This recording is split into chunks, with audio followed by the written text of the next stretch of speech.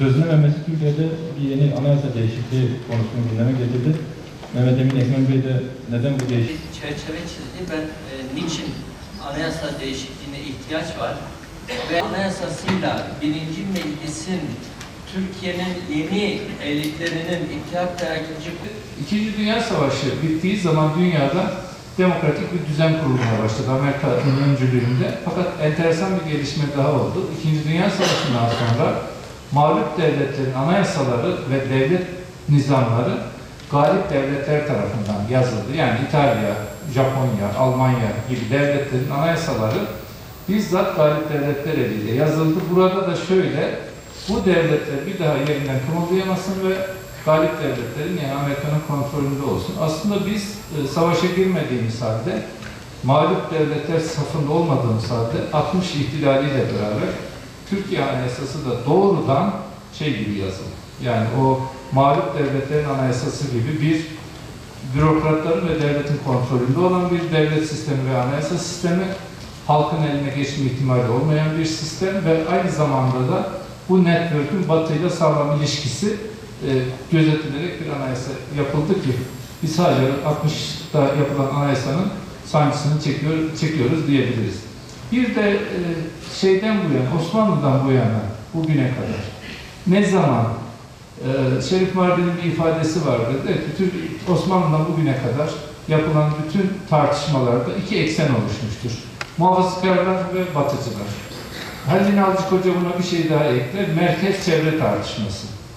Arkadaşlar şunu bilelim ki yani Tanzimat Fermanı'ndan bugüne kadar ne zaman yerliye, geleneğe, tarihimize, kültürümüze, kendi devlet düzenimize dair bir talep oluştuğu zaman bunun karşısında hemen Batı karşıtlığı, din devleti veya Osmanlı'ya geri dönüş ve gericilik, irtica gibi yani Batı değerlerinin dışında Anadolu insanının kendi talebi ve çevreden gelenler, muhafazakârların herhangi bir talebi karşısında Osmanlı döneminde de tepkiler aynıydı, tek parti döneminde de aynıydı, Menderes'e verilen tepkiler aynıydı, Özal'a verilen tepkiler aynıydı, zihin aynı, korumacılık aynı, sadece kelimelerde ufak tefek değişiklikler oluyor. Bak arkadaşlar, muhafazakar olsun, Kürt olsun, çevrenin insanı olsun, Türkiye'de hak hukuk mücadelesi veren insanların 60 yıllık bir mücadelesi var.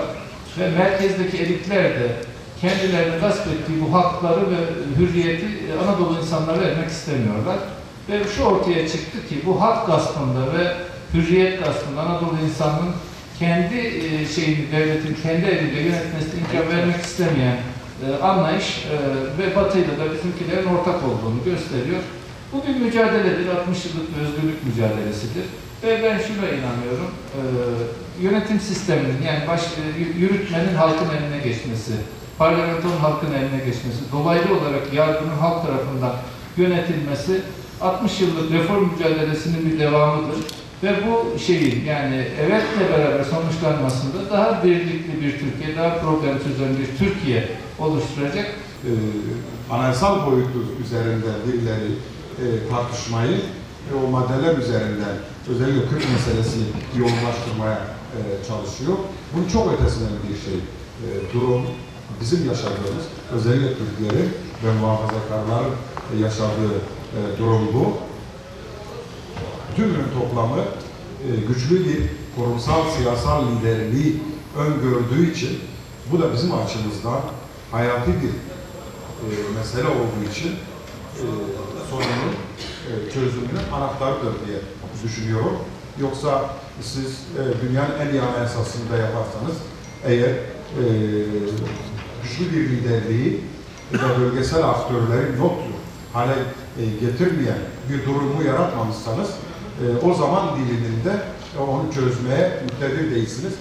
Şimdi maalesef bu ülkede hep koalisyonlar dönemi oldu ve bu koalisyonlar en çok da demokrasi ihtiyacı olan, demokrasi talebinde bulunan Kürtlere, Alevilere, gayrimüslimlere, başörtülere vesaire onlara karşı, onların haklarının elde edilmesine karşı bir set oluşturdu koalisyonlar. Çünkü koalisyonlar demek vesayet demek. Aslında vesayet aparatı demek. Koalisyonlar demek bu ülkenin Ankara'dan değil, Berlin'den, Tel Aviv'den, Washington'dan yönetilmesi demek aslında vesayet demek.